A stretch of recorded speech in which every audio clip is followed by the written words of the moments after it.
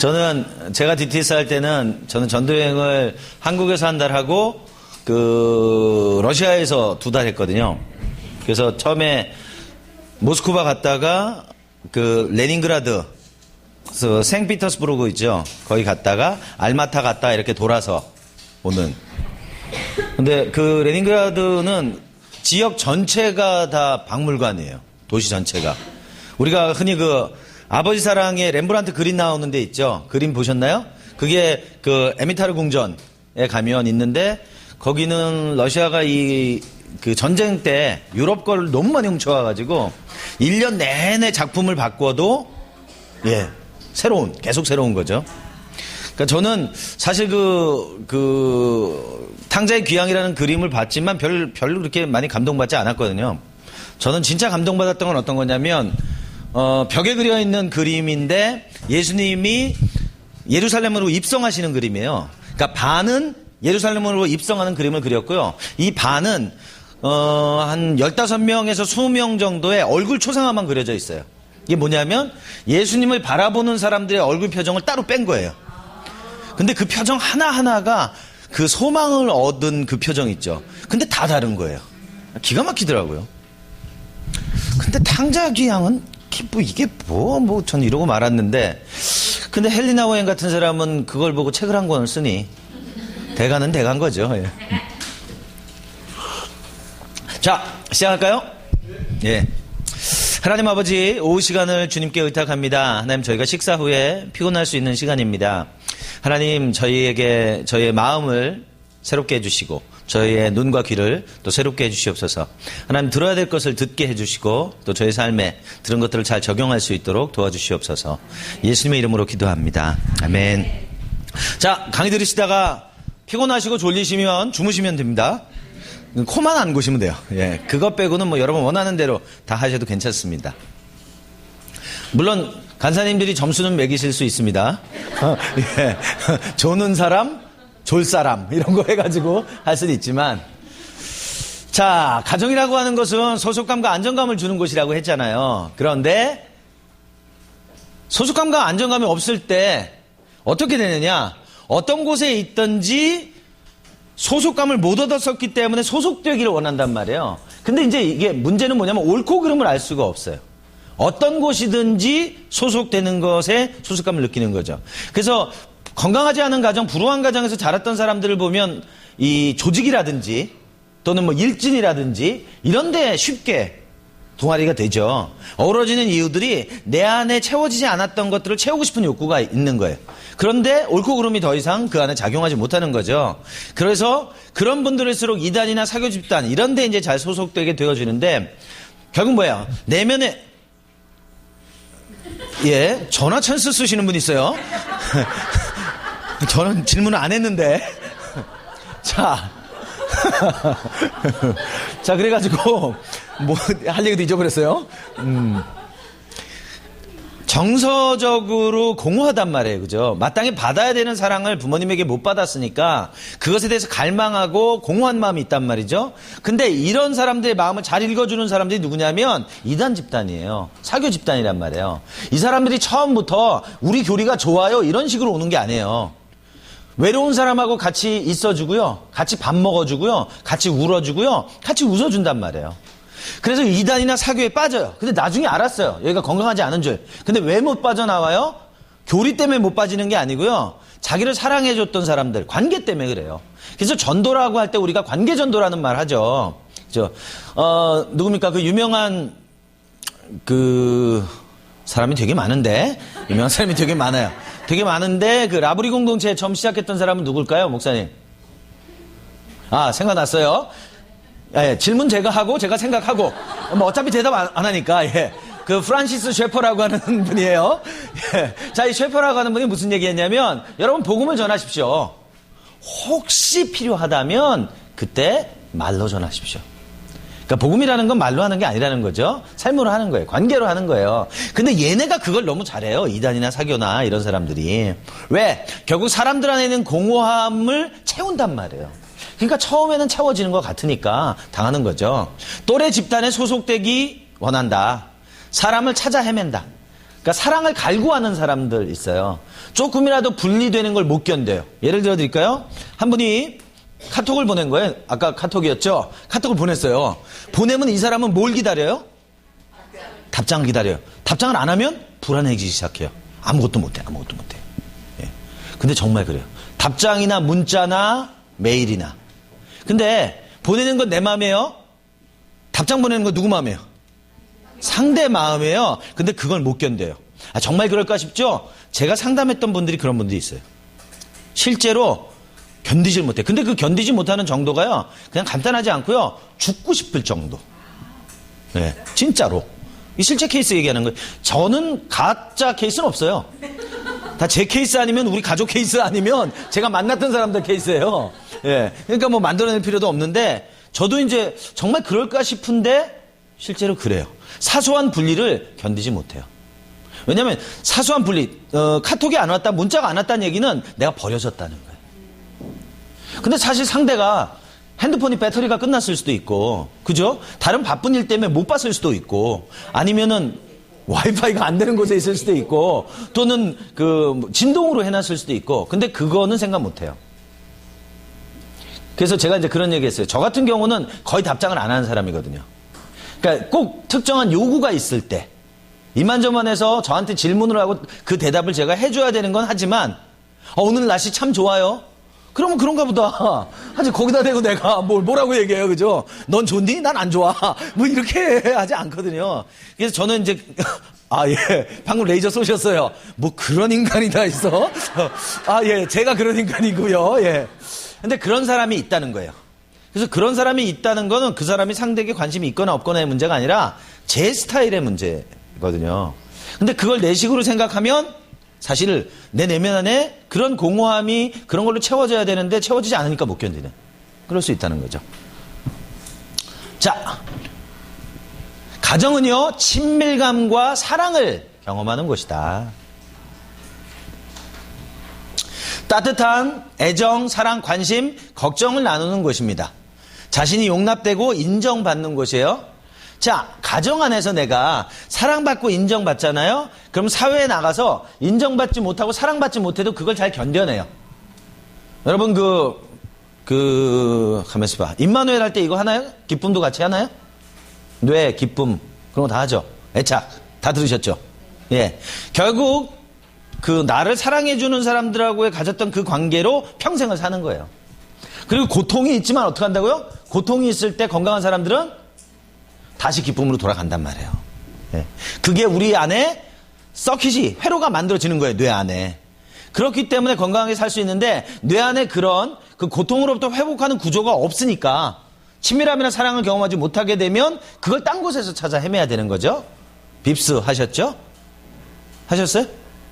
참 질문하면 안 된다 그랬죠? 예, 질문 안 하겠습니다. 예. 자꾸 제가 잊어요. 그래서 가정이라고 하는 것은 내가 용납되고 인정되는 것입니다. 또 정서적으로 성숙해가는 곳, 가정인 거예요. 그래서 가정 안에서 내 감정이 충분히 표현되어지고 받아들여지는 걸 경험해야 된단 말이에요. 근데 가정 안에서 내가 경험하지 못해요. 건강하지 않은 가정은 세 가지 특징이 있어요. 말하지 마라, 느끼지 마라, 믿지 마라. 역기능적인 가정의 특징이에요. 그러니까 이 가정에서 친밀함과 사랑을 못 느끼게 될 때 우리가 갖게 되는 정보는, 믿을 놈 아무도 없어. 내가 지금 뭔가를 말하는 건 잘못된 거야. 왜 아빠는 맨날 술만 마셔? 그런 얘기하면 안 돼요. 그죠? 그리고 왜 아빠는 날 때리지? 난 너무 고통스러운데? 그거 느끼면 안 돼요. 그런 것들이 아닌 정서적으로 내 안에 있는 사랑과 그리고 친밀감과 그리고 정서적인 안정감과 이런 것들이 부모님하고의 관계, 형제자매의 관계 가운데서 경험되어져야 하는 것이 가정입니다. 성공적인 삶을 위한 기본 기술과 태도를 발전시키고 배우는 것이다. 제가 어른이 되고 나서 제일 어려운 게 뭐였냐면 문제 해결 능력이 없는 거예요. 제가 자란 가정에서 저희 아버지는 문제가 생기면 저에게 보여주신 건 도망가는 거였어요. 사업이 망했어요? 도망가는 거였어요. 문제가 생겼어요? 도망가 숨는 거였어요. 그러니까 저는 그렇게 살면 안 된다는 걸 머리는 배웠을지 모르지만 제 삶에 내재화된 건 문제가 생겼어? 도망가는 거야. 라는 걸 배운 거예요. 그리고 제가 이제 어른이 되고 예수님을 믿고 신앙생활을 해나가고 제 결혼해서 가정생활을 해나가는데 문제가 딱 생기면 저는 도망가고 싶은 거예요. 그냥 도망가요? 빛보다 더 빠른 속도로 도망가고 싶은 거예요. 근데 제 아내는 희한해요. 제 아내는 문제가 생기면 그 문제를 뚫고 지나가는 사람이에요. 도망가는 일이 없어요. 제가 처음에 결혼하고 한 3년 동안 제 아내를 좀 무시했어요. 아, 저 온실 속의 화초. 저 어려움이 오면 저거 견디지도 못해. 근데 그렇지가 않은 거예요. 어려움이 오면 저는 도망가고 싶은데 제 아내는 그걸 견딜 뿐만 아니라 뚫고 지나가더라는 거예요. 왜? 도망가봐야 해결되지 않으니까. 그 제가 제 아내한테 용서를 구했어요. 여보, 내가 자기를 보면서 이런 생각을 했었는데 내가 보니까 당신이 훨씬 성숙하다. 나는 그럴 때 문제가 생길 때 어떻게 해야 되는지 나는 배운 적이 없어. 가정 안에서 배워야 돼요. 부모님이 자녀들에게 문제를 어떻게 해결할 수 있는지 보여주셔야 돼요. 갈등을 어떻게 해소하는지를 보여주셔야 돼요. 자, 부모님들이 싸워요. 애들 있는 데서 신나게 싸워요. 근데 이 갈등이 해결되는 걸 보여줘야 되는데 해결되는 건 보여주지 않아. 그 다음날 같이 히덕거려. 그렇게 죽일 듯이 싸웠는데 그 다음날은 밥 먹으면서 얘기하고 그럼 아이들이 헷갈려요. 이상하다. 이혼하는 줄 알았는데 둘이 싸우는 거 보니까. 근데 그 다음날 둘이 앉아서 같이 밥을 먹는 거예요. 이게 무슨 상황일까? 그래서 사실 건강한 방식은 뭐예요? 아이들 없는 데서 싸우시면 제일 좋죠. 그죠? 없는 데서 머리채를 잡든지 말든지 그건 이제 하면 좋은데 아이들이 있는 데서 하면 사실은 문제를 해결하는 방식도 아이들이 볼 수 있게 도와줘야 돼. 아, 이런 갈등이 있는데 이렇게 해결하는 거구나 라는 걸 아이들이 배울 수 있도록 해줘야 된다고요. 예.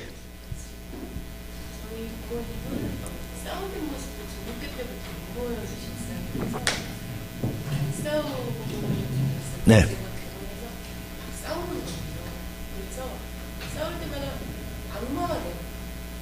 그럼 부모님 때문에 그런 건 아닐 것 같아요. 현재 부부관계 때문에 그런 거지. 여러분 모든 게 여러분 과거로부터 오는 게 아닙니다. 예, 여러분 부모님이 싸우는 모습을 보여주지 않았다는 거가 중요한 것보다는 그 자매님의 부모님이 친밀감을 갖는 그런 좋은 관계를 맺고 계신 분이었는가 그런 게 중요하죠. 예, 단순히 싸우지 않았다는 것만이 의미가 있는 건 아닙니다.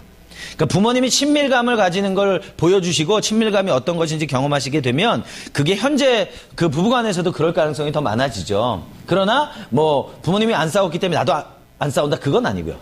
예?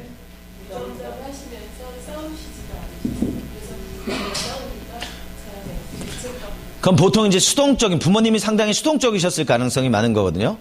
예. 수동적인 분들이 결혼을 하고 나면 두 가지를 선택해요. 나도 수동적이 되든지 그렇지 않으려고 공격적이 되든지. 예. 그리고 그거는 이제 배우자와의 관계 안에 서로 자극이 될 만한 부분이 있어서 또 그럴 수 있거든요. 예, 부부 갈등의 이유는 되게 다양해요. 그러니까 여러분이 지금 대부분 결혼하신 분들이죠. 예, 세상에는 두 종류밖에 없어요. 결혼한 분들, 결혼할 분들. 예, 그래서 대부분 뭐 때문에 결혼하냐면 상대에게 끌리는데 끌리는 이유가 나에게 없는 것 때문에 끌려요. 데이트하면서 음식점에 간 거예요. 음식점에 가가지고 스테이크를 시킨 거예요. 둘이 스테이크 시켜가지고 딱 먹는데 얼만큼 구워드릴까요? 미디움 웰던 그랬어요. 양쪽 다 미디움 웰던 그랬어요. 근데 여자친구께 딱 왔는데 스테이크가 피가 뚝뚝 떨어져요. 미디움 레어야. 웰던이 아니라. 자, 근데 이제 대부분 자매들이 그냥 먹든지 아니면 안 먹어요. 근데 이 형제가 이걸 보고 웨이터 불렀어요. 이게 미디움 웰던이냐고. 이거 피 뚝뚝 떨어지는 거 안 보이냐고. 이거 어떻게 먹냐고. 다시 해오라고. 여자가. 우와, 너무 멋있는 거예요. 너무 멋있는 거예요. 근데 결혼하고 나서 시간이 지나면 남편의 그 모습 때문에 싸워요. 운전을 하는데 누가 내 앞에 끼어드는 꼴을 못 봐. 쫓아가가지고 창문 내려가지고 하는 거예요. 싱글 때는 멋있었는데 지금은 그게 멋있는 게 아니라 그것 때문에 고통스럽게 돼요. 그래서 뭐 케이스가 다 다릅니다만은 그런 다양한 이유가 있어요. 부부 갈등의 이유는.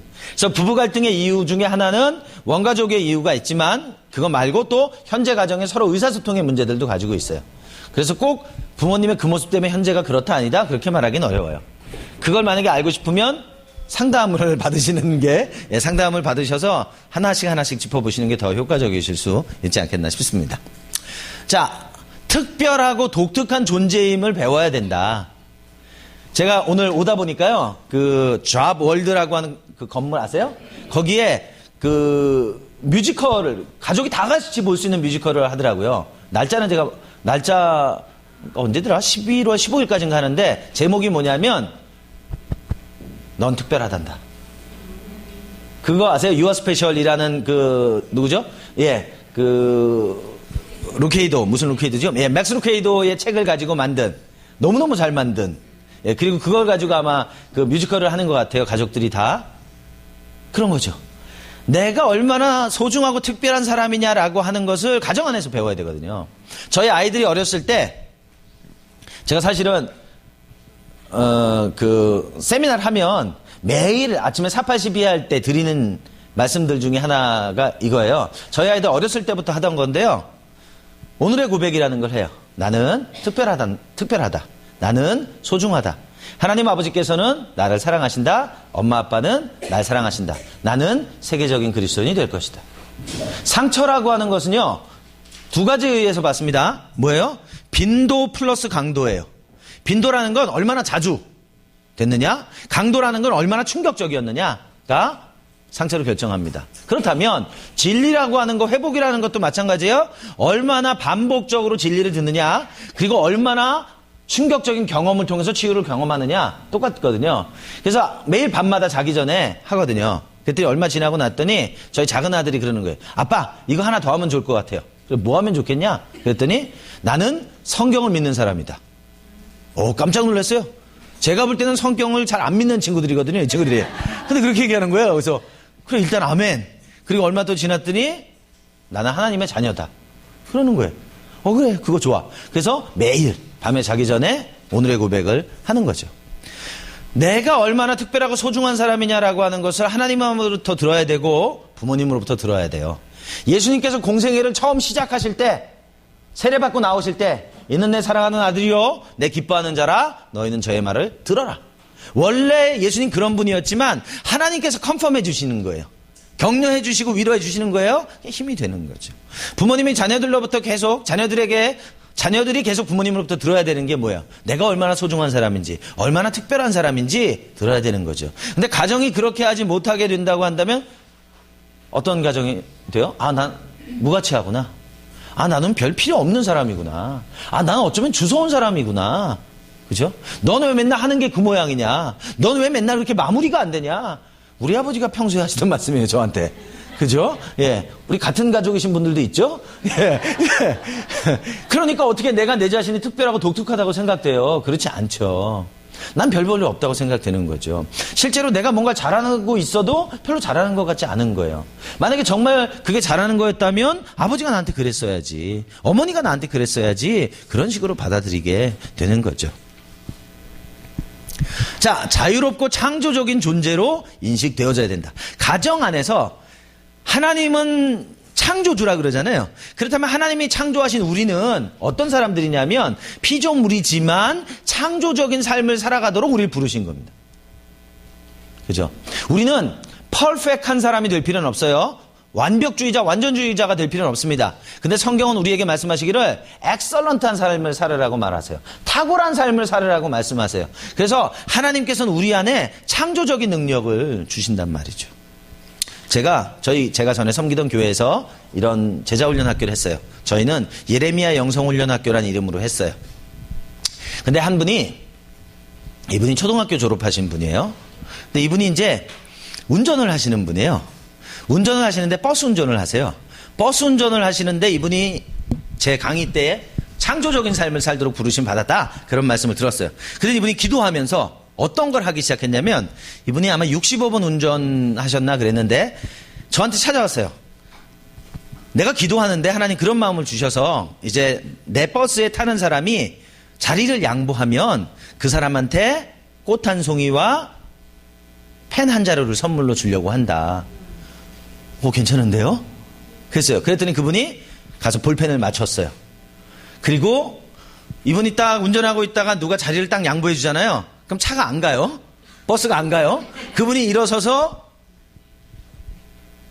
꽃 주고 볼펜 주고 다 박수 쳐주고 그렇게 한 거예요.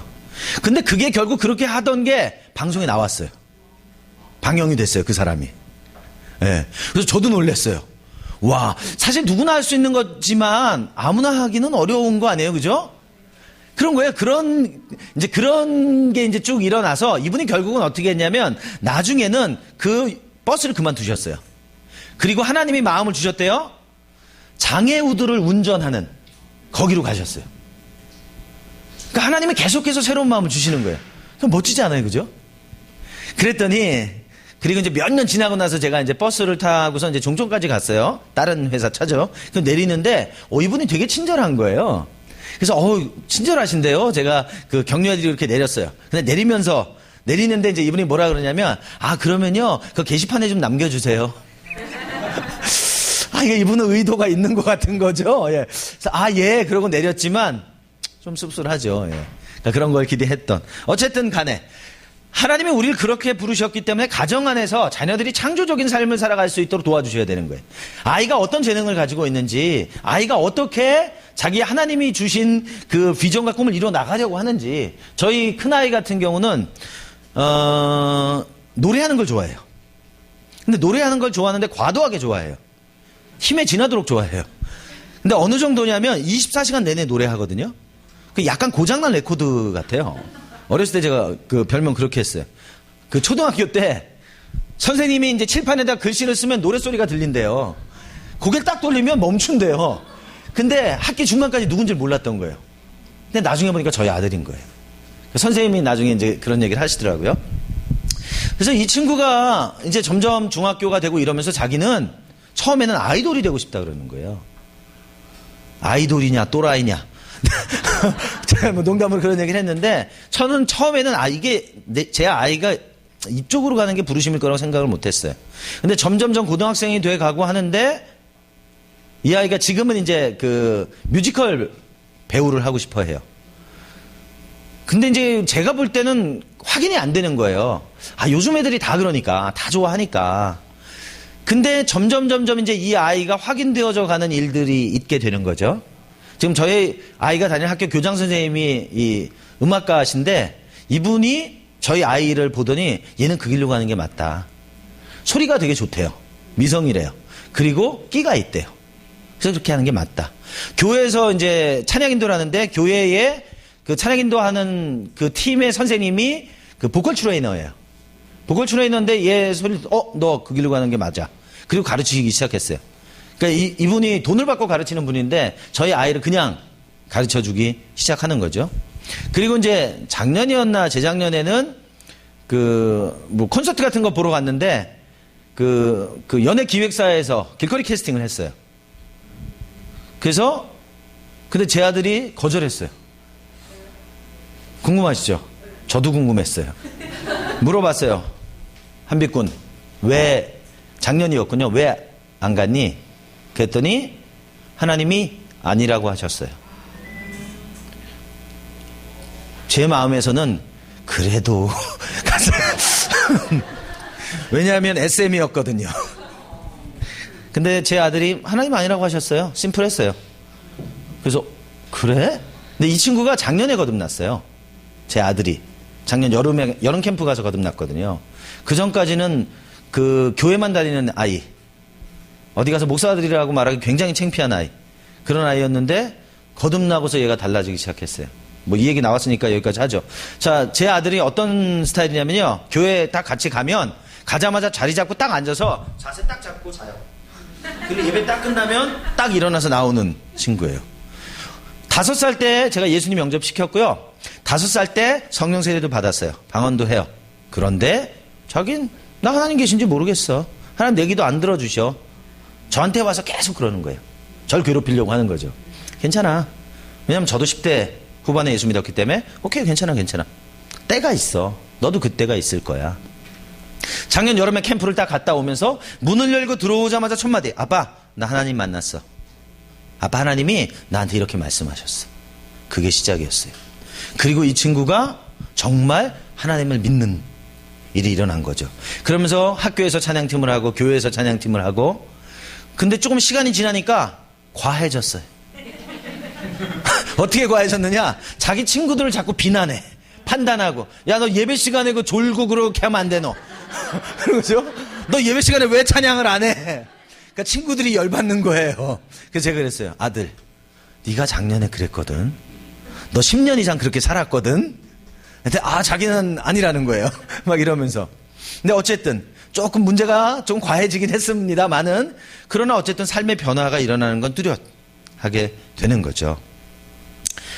자, 가정이라고 하는 것이 친밀감과 사랑을 맛보는 것입니다. 내가 독특한 존재라고 하는 거 알아야 되고, 자유롭고 창조적인 존재. 내가 내 안에 있는 재능들을 자유롭게 꺼낼 수 있고 훈련받을 수 있고 그것이 열매를 맺을 수 있도록 도와주실 수 있는 곳이어야 됩니다.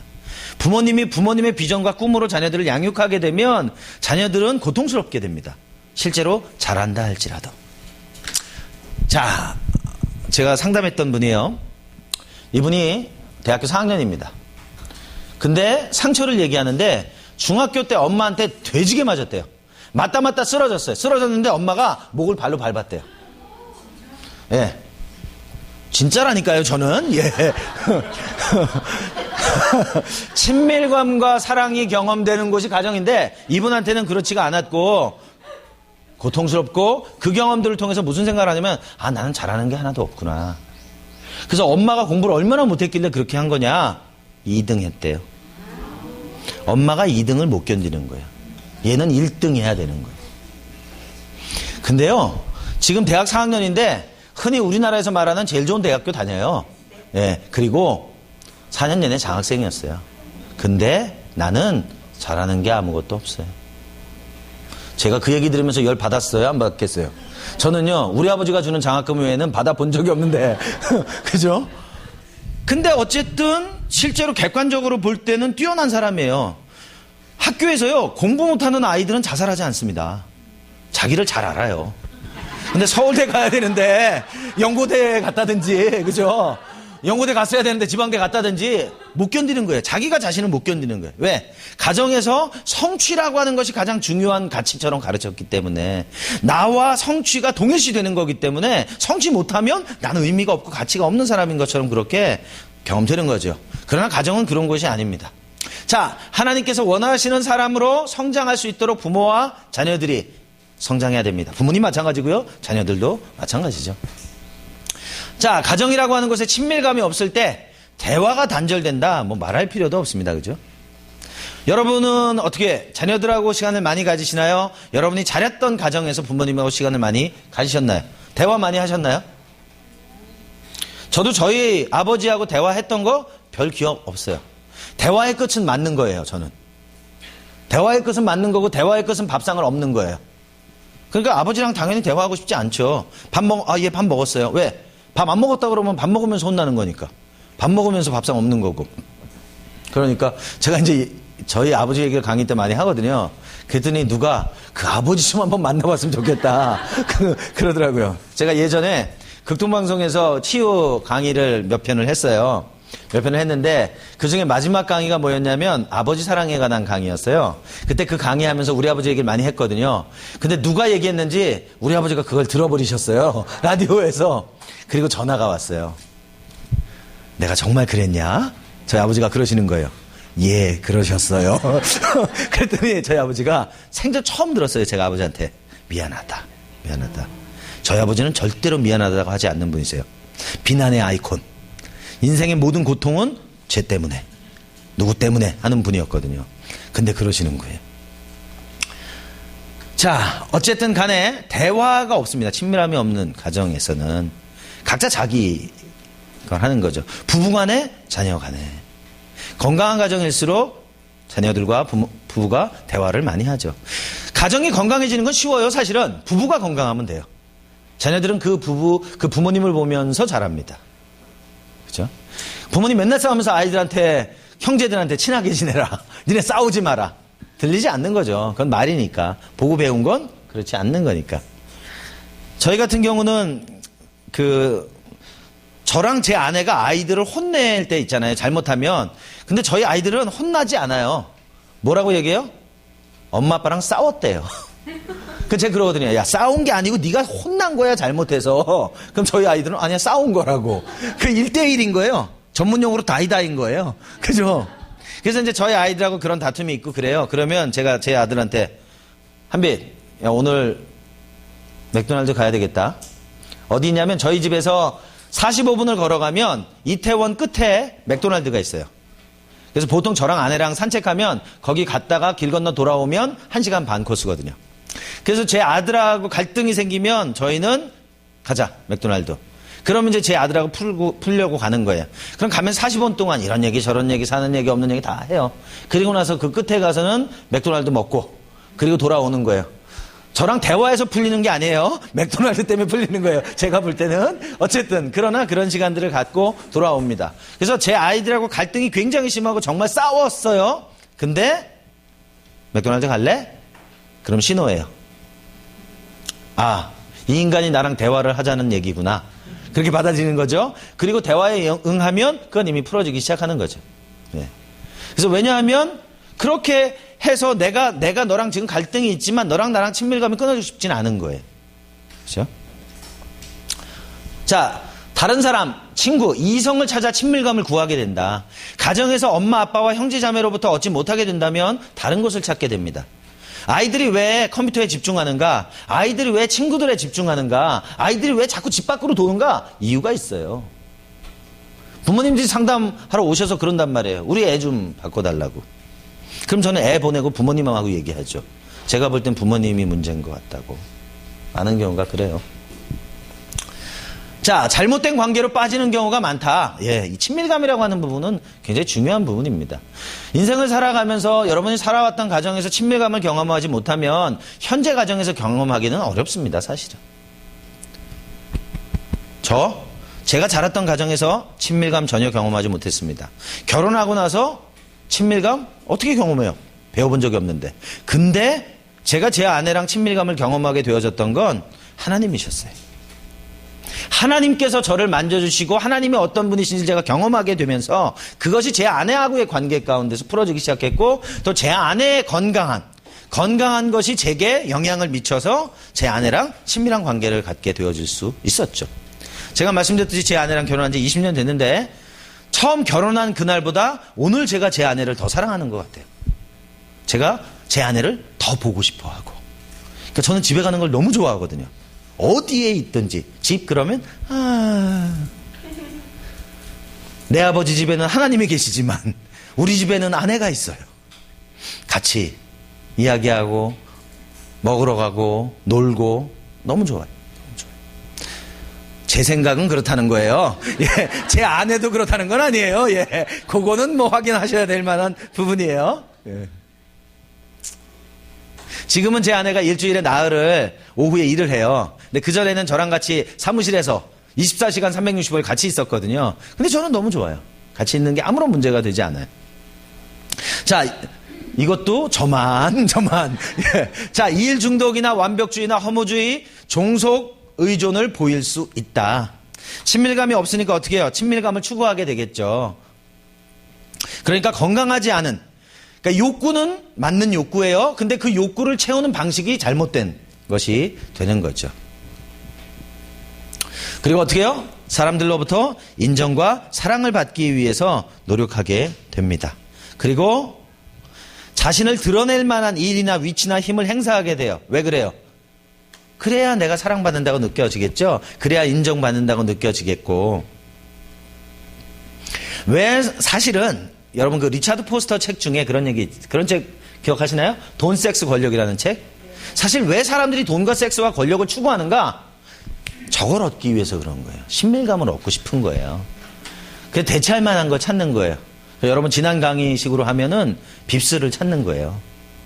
내 안에 있는 기쁨을 대신할 만한 걸 찾는 거예요. 친밀함을 대신할 만한 거를 찾는 거죠.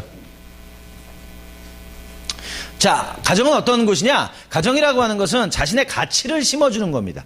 내가 얼마나 중요한 사람인지, 내가 누구인지를 알게 해주는 것, 가정이다. 가정이라고 하는 것은 뭐예요? 내 가치가 행위에 의해서 또 다른 사람들이 나에 대한 의견에 의해서 만들어지지 않는다는 걸 알게 해주는 겁니다. 자, 대부분의 경우에 이 가치라고 하는 게 어떻게 만들어지냐? 나의 가치. 나의 가치는 어떻게 만들어지나요? 여러분 가치는 어떻게 만들어지시나요?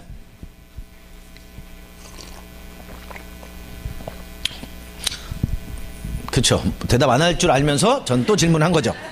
나의 가치라고 하는 것은 어떻게 만들어지는 거냐면 첫 번째는요. 내 성취란 말이에요. 그렇죠? 내가 얼마나 많은 걸 이루어냈느냐, 어느 학교 나왔느냐, 어느 직장 다느냐, 연봉 얼마냐, 무슨 차 타느냐, 얼마짜리 집에 사느냐, 그런 거잖아요. 몇 평 사느냐.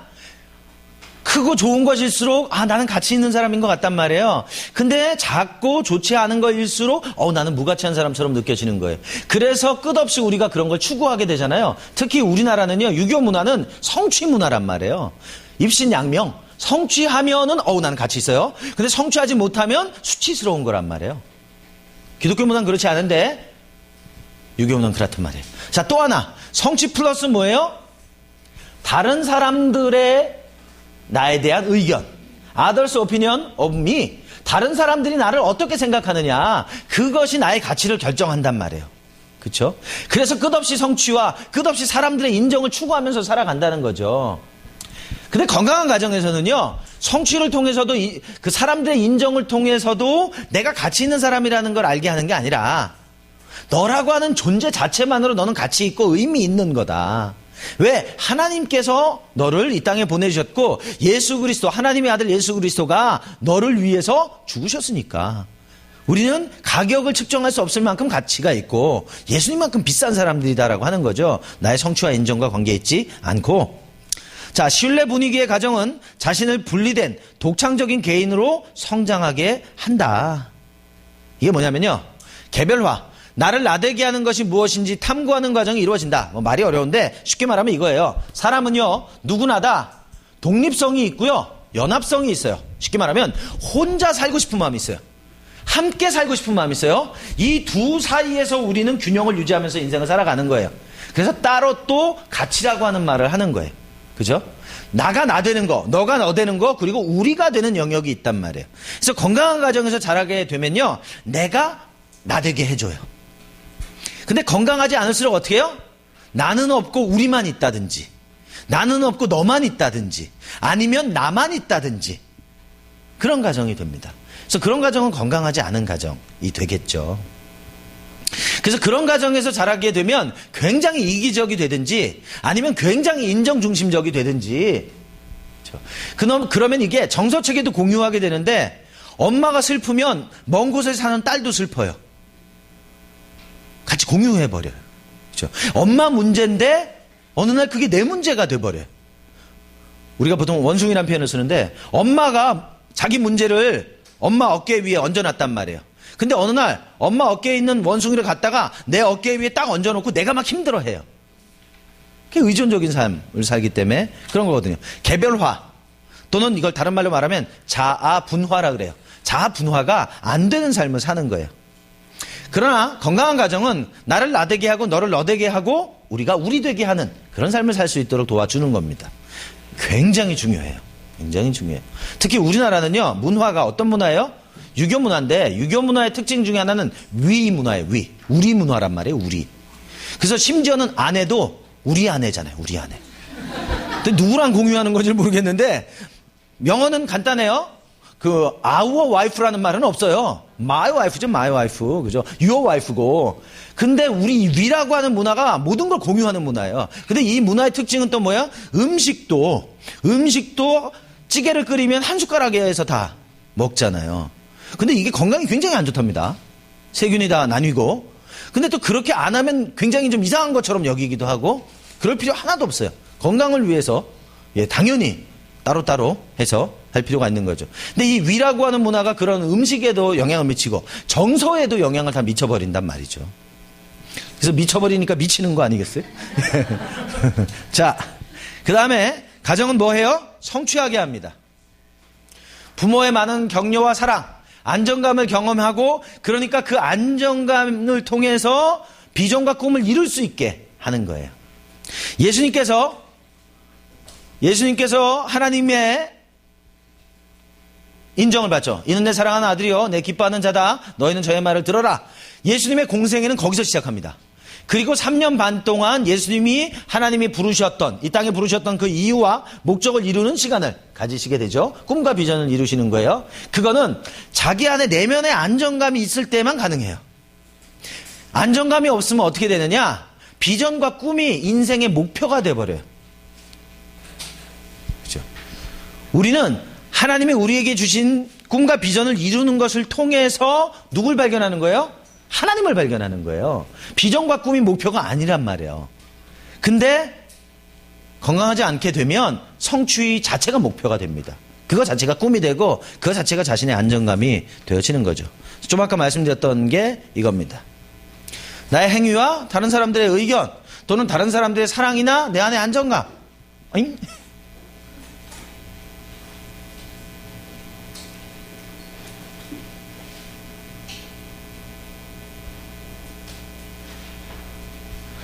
자, 안 눌렀거든요. 예.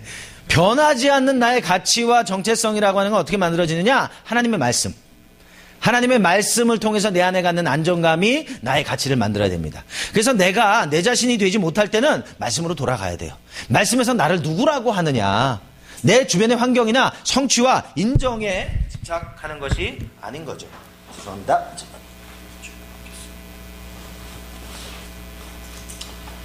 자, 그래서 정상적인 가정은 자율적인 개인으로 자랄 수 있도록 안정감과 왜 이럴까요? 이상한데? 5분 쉬라는 예, 20분 있다 쉴 겁니다. 5분 쉬다 아니고 자율적인 개인으로 잘 자랄 수 있도록 안정감과 자유를 마련해주는 무조건적인 사랑과 친밀함을 경험하는 곳이고 자신을 사랑할 수 있는 자신감이 생기는 곳, 이것이 가정이다.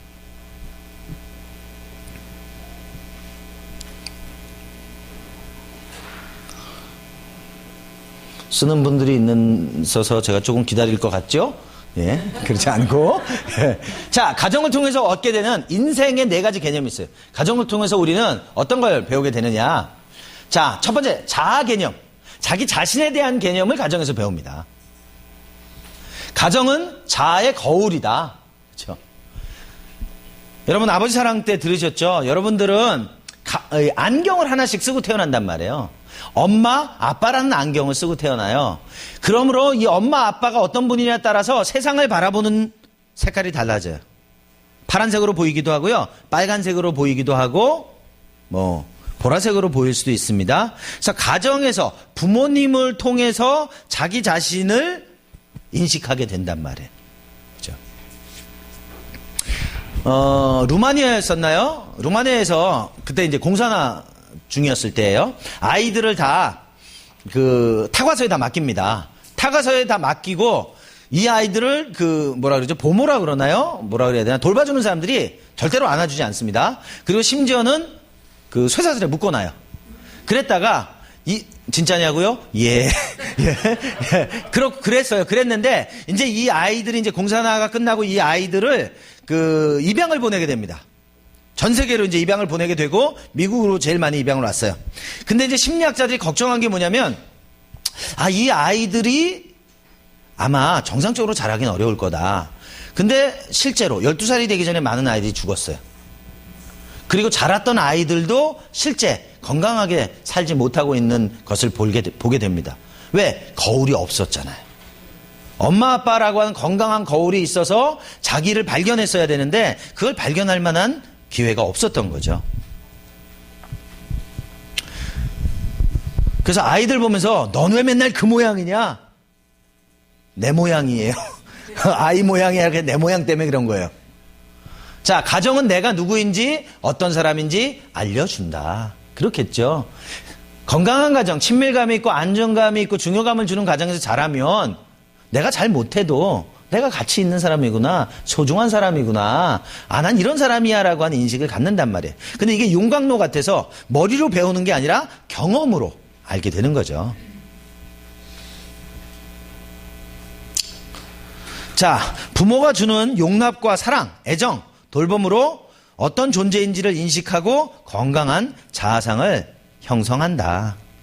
부모님들이 자녀들을 양육할 때 용납해주고 사랑해주고 인정해주고 돌봐주는 거예요. 저희 아이들을 제가 이제 혼낸단 말이죠. 제 아이들 혼내는데 저와 제 아이들이 궁극적으로 단절되는 일은 없어요. 왜냐하면 저랑 제 아이들 안에 형성되어져 있는 친밀감이 있어요.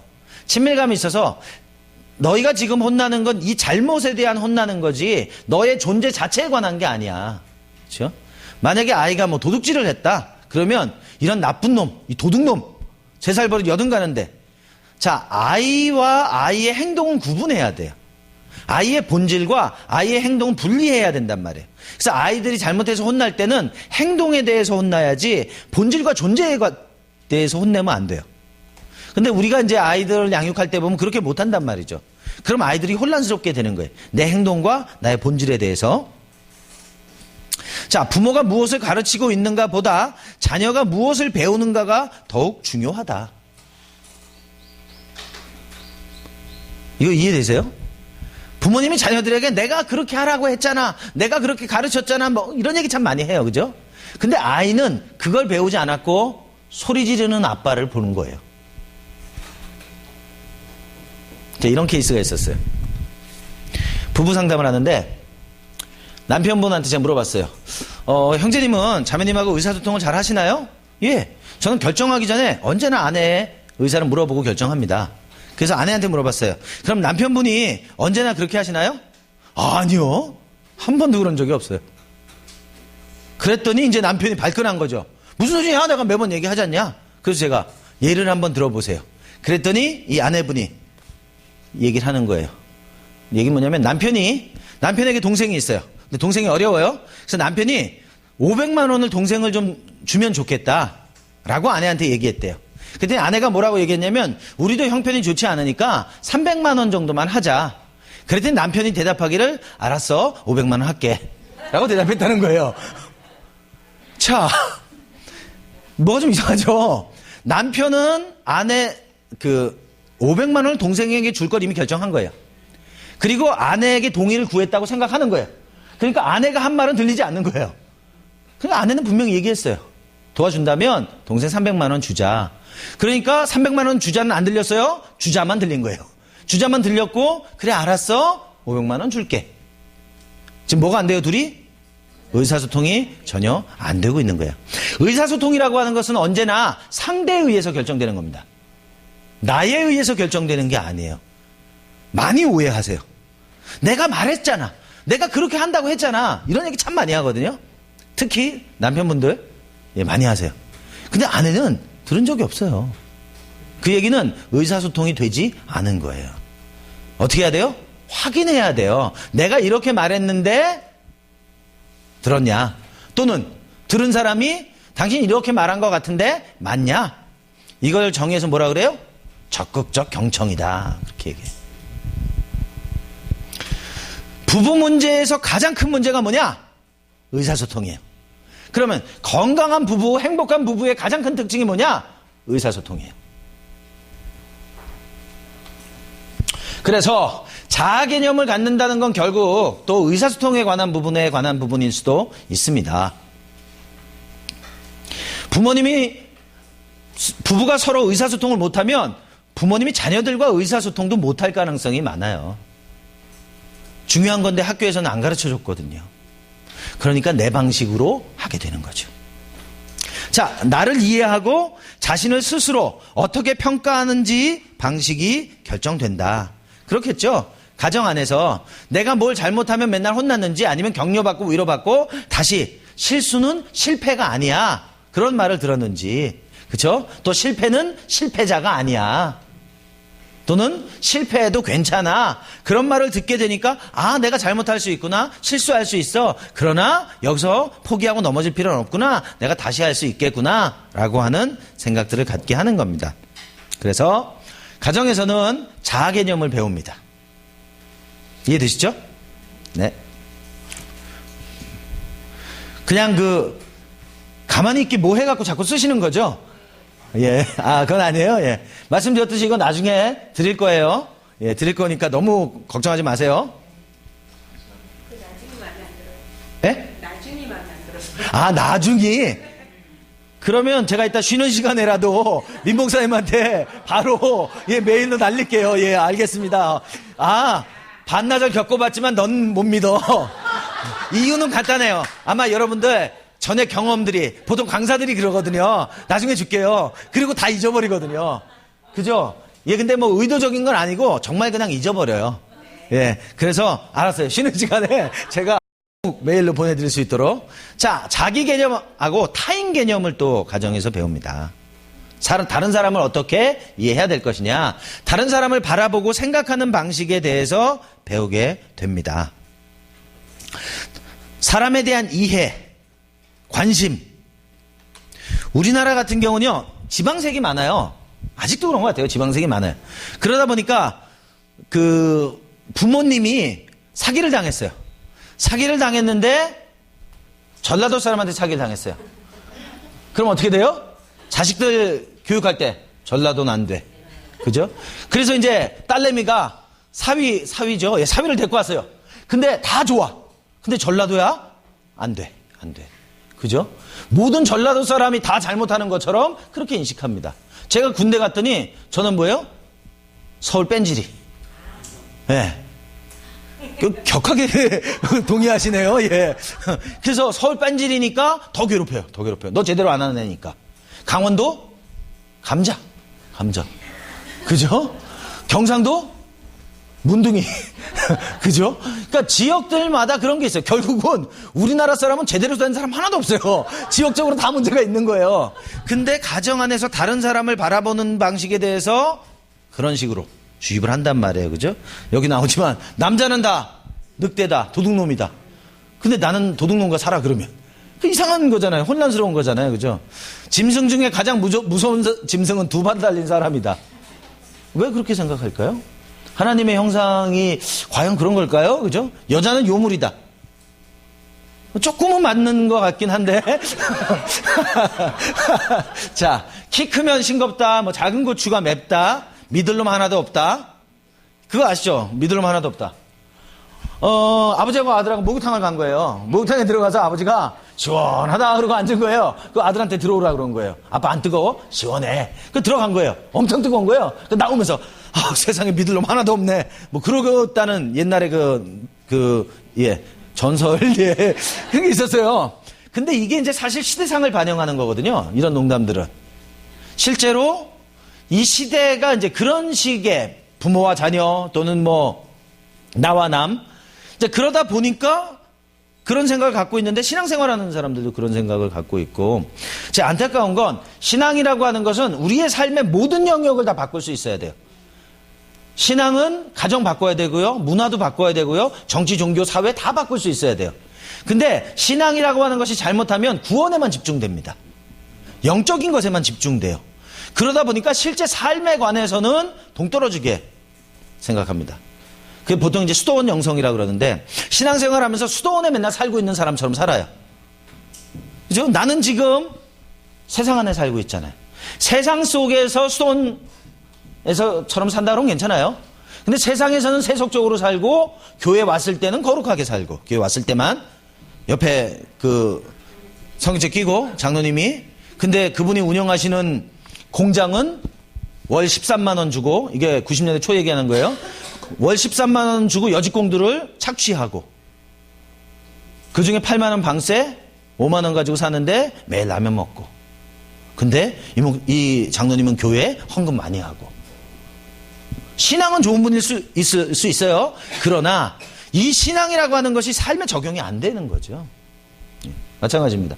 다른 사람들을 바라볼 때도 하나님께서 그 사람을 바라보는 눈으로 볼 수 있도록 도와줘야 되는 거죠. 근데 우리가 가지고 있는 선입견들, 우리가 가지고 있는 사람에 대한 이해들, 이런 것들을 자녀들에게 주입시키게 되면 타인의 개념에 대해서 자기 색깔을 집어넣게 되는 겁니다. 그렇게 하지 않도록 조심해야 될 필요가 있다고 생각됩니다. 자, 그 다음에는 현실 개념. 세상에서 경험하게 될 것들을 준비하는 곳이 가정입니다. 그렇죠? 가정이라고 하는 것은 세상으로 나가는 문이다. 그렇게 할 수 있어요.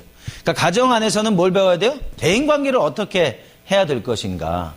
가끔 이제 방송에 그런 얘기 나오잖아요. 부모님이 자녀들 공부 잘하는 애 사귀어라. 집안 좋은 애 사귀어라. 이런 거 많이 한단 말이에요. 그러니까 어떻게 해요? 아이들도 당연하게 그렇게 인식하는 거죠. 중요한 거 돈, 중요한 거 성공하는 거. 몇 년 전에 우리나라에서 국제학교나 외국인 학교를 들어가려면요, 적어도 해외에서 4년 이상 생활해야 돼요. 그렇지 않고 재벌가 자녀들이 입학시켰어요. 근데 들통이 났어요. 자, 삼성가 아이가 들통이 나서 결국 쫓겨났고 문제가 됐어요. 근데 그때 제가 이제 들은 얘기가 뭐냐면, 그때 그 아이가 어디로 갔냐면 상해로 갔어요. 상해에서 국제학교를 가게 됐어요. 자, 상해에 있는 부모님들은 이 안테나를 모두 다 세웠어요. 왜? 이게 뭘 결정하는 거냐면요, 그 아이가 만약에 내가 다니는 아이의 학교에 들어가게 되면 이 아이들이 같이 공부하고 자라서 한국으로 돌아가도 그대로 그 인맥을 갖게 되는 거예요. 실제로 지금 재벌 2세들과 재벌 2세들이 일하는 애들이 다 그런 애들이에요. 그렇게 해외에서 같이 유학을 하고 들어와서 같이 그 관계를 형성해가는 그런 거죠. 그러니까 어떻게 해요? 어떻게 해서든지 그런 상황을 자꾸 만들어야 되는 그런 걸 수 있어요. 정서적이지 않습니다. 자, 의사소통하는 방식 당연히 배워야 하죠. 갈등을 어떻게 해소할 것인가. 그게 되게 중요한 것 같아요. 갈등 해소. 저도 갈등 해소하는 걸 너무 늦게, 어른 다 되고 나서, 저는 갈등이 생기면 싸우든지 도망가든지 그거밖에 배우질 못했거든요. 그래서 제가 대학 다닐 때는 신학대학교를 다녔는데도 불구하고 제가 약간 싸움닭 같았어요. 제가 고등학교 때 별명은 독사였어요. 벌써 일단 눈이 딱 찢어지고 그죠? 누가 말 한마디 하면 그걸 곱게 못 보는 거예요. 그럼 무슨 뜻이야? 선배가 됐든 뭐가 됐든 일단 치고받고 보는 거예요. 그 학교 다니면서 교수님하고도 맨날 싸우고, 교수님이 굉장히 아는 것도 많고 삶에 연륜이 있잖아요. 근데 제 아내는 저 사람 잘 몰라. 그러니까 드립다 싸우는 거예요. 그럼 교수님이 볼 때는 저거 제정신이 아닌데 저거? 그렇게 보이겠죠. 그때 몰랐어요. 저는 시간이 많이 지나고 나서 알았어요. 제가 정말 문제가 있구나. 갈등 해소하는 걸 가정 가운데서 잘 가르칠 수 있어야 됩니다. 요새는 재밌는 얘기 많이 듣는데, 군대 가가지고 아이가 훈련을 받잖아요. 화생방 훈련을 받아요. 근데 아이가 화생방 훈련이 괴로우니까 엄마한테 얘기했어요. 엄마가 부대에 전화한대요. 우리 아들 화생방 훈련 시키지 말라고. 이야, 그게요, 학교에만 연락하고 그러는 게 아니라 직장도 그렇게 한대요. 대단하죠. 아이들이요, 어렸을 때 갈등 해소하는 걸 배워야 어른이 되고 나서 세상에서 또 결혼해서 부부간에 어떻게 문제를 해결해야 될지를 알게 됩니다. 아이들이 문제를 일으켰을 때 그 문제를 부모님이 해결해 주잖아요. 자라고 나서도 그렇게 합니다. 예. 그럼 독립하지 못해요. 그렇죠? 그런 거 드라마 같은 데 나오잖아요. 청춘 남녀가 둘이 만나서 영화 보러 갔단 말이에요.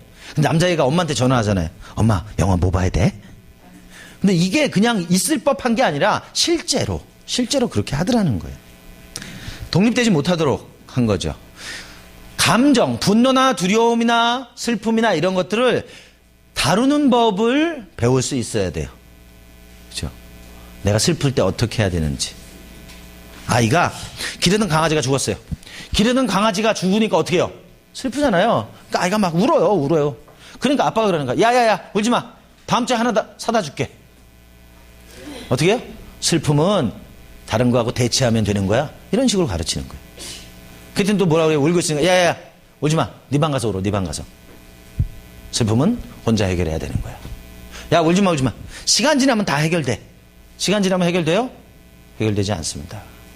타이어에다가 송곳으로 구멍을 뚫었어요. 그랬더니 타이어에 바람이 빠지는 거예요. 가만 놔두면 언젠가 들어가요? 들어가지 않아요. 감정을 어떻게, 내 안에 있는 고통을 어떻게 다뤄야 되는가를 가정에서 배워야 돼요. 아이가 슬픔을 슬퍼할 줄 알고 기쁨을 기뻐할 줄 아는, 그죠? 슬프면 차라리 같이 울어주고 같이 시간을 보내주고, 말씀에 그러죠. 우는 사람과 같이 울고 웃는 사람과 같이 웃어라. 너무 맞는 말씀이죠. 자, 재정사용법, 돈을 어떻게 사용해야 되느냐 배워야 된다. 여러분 아시나요? 사람들은요, 돈을 원하는 이유가 다 달라요. 돈이 필요한 사람이, 어떤 사람은 즐거움을 위해서 돈이 필요한 사람들이 있어요. 어떤 사람은 안전함을 위해서 돈이 필요한 사람들이 있어요. 어떤 사람은 지위를 위해서 돈이 필요한 사람들이 있어요. 만약에 남편이 즐거움을 위해서 돈이 필요한 사람이에요. 근데 아내는 안전을 위해서 돈이 필요한 사람이에요. 자, 그러면 이 두 사람은 돈을 어떻게 쓸까요? 아내는 계속 모아요. 근데 남편은 계속 써요. 쓰는 방식이 완전히 달라요. 그렇죠? 아이들이 재정을 어떻게 사용해야 하는지를 잘 가르쳐 줘야 될 필요가 있습니다. 유대인들은 그런 거 잘한다 그러죠. 그래서 지금 이제 금융업계를 거의 다 유대인들이 다 잡고 있대요. 어려서부터 재정을 어떻게 사용하는지를 잘 가르친다는 거죠. 그리고 이 아이들이 이제 사회에 나가게 되면 사업을 시작할 수 있을 정도의 돈을 어려서부터 그 부모님이 적립해주고 그리고 아이들이 그걸 관리하는 걸 배워서 사용할 수 있도록 한다는 거죠. 중요할 겁니다. 자, 시간 사용하는 방법. 시간 사용하는 방법.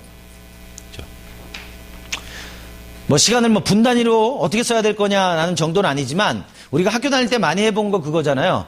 그 생활계획표. 근데 대부분 우리는 생활계획표대로 안 살아요. 그죠?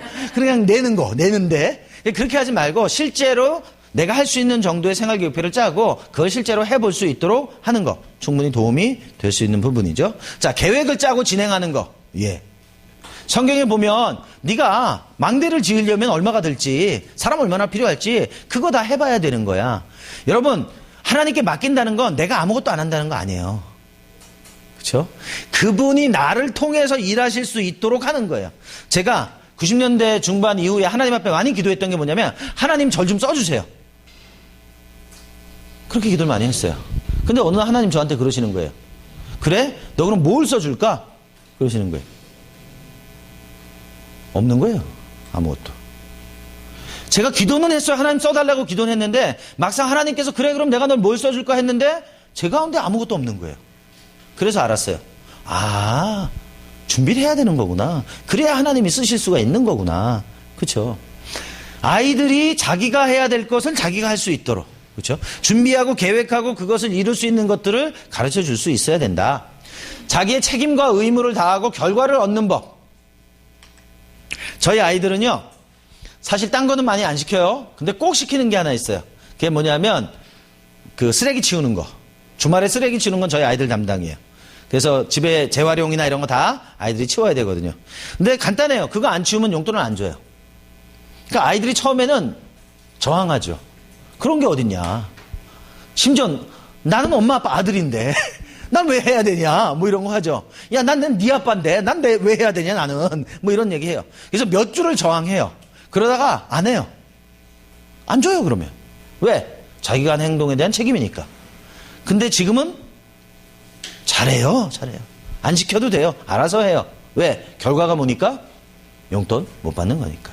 자기가 행동한 것에 대한 책임을 질 수 있도록 가르쳐야 됩니다. 올바른 경계선을 가지고 살아가는 걸 가르쳐야 돼요. 이게 내 거냐 네 거냐, 이것이 내 감정이냐 네 감정이냐 아이들이 잘 알 수 있도록 도와줘야 됩니다. 저는 어렸을 때 요 얘기만 하고 쉴게요. 저는 어렸을 때 제 주머니에 돈이 얼마 있는지 언제나 알았어요. 왜? 돈이 있었던 적이 별로 없기 때문에. 근데 저희 아이들은 자기네가 돈이 얼마가 있는지 잘 몰라요. 돈이 많은 것도 아닌데 저희 큰아이나 작은아이 방에 가보면 돈이 이렇게 널려 있어요. 근데 이상하게도 저는 제 마음 가운데 순간적으로 내 거 같기도 하고 그거 이상하더라고요. 제가 준 거지 이상하게 이게 그러고 싶은 마음이 막 드는 것 같기도 하고. 근데 제가 놀란 건 저희 큰아이도 작은아이도 절대로 돈에 손대지 않는다는 거예요. 저는 어렸을 때 제 동생 걸 많이 손댔거든요. 근데 저희 아이들은 명확한 게 있어요. 이게 내 건지 내 것이 아닌지, 엄마 건지 아빠 건지 명확해요. 그건 참 다행스러운 일이라고 생각해요. 그죠? 근데 요새 사고 치는 분, 돈 많이 방송에 나오는 분들, 이게 내 돈인지 남의 돈인지 구분을 못해. 최고 대학을 나오고 그렇다고 하는데 가정에서 문제라고 생각됩니다. 자, 3시 33분이고요. 좀 쉬었다가 시작하겠습니다. 그럼 53분에 시작하면 돼요? 예, 그렇게 시작하시면 되겠습니다.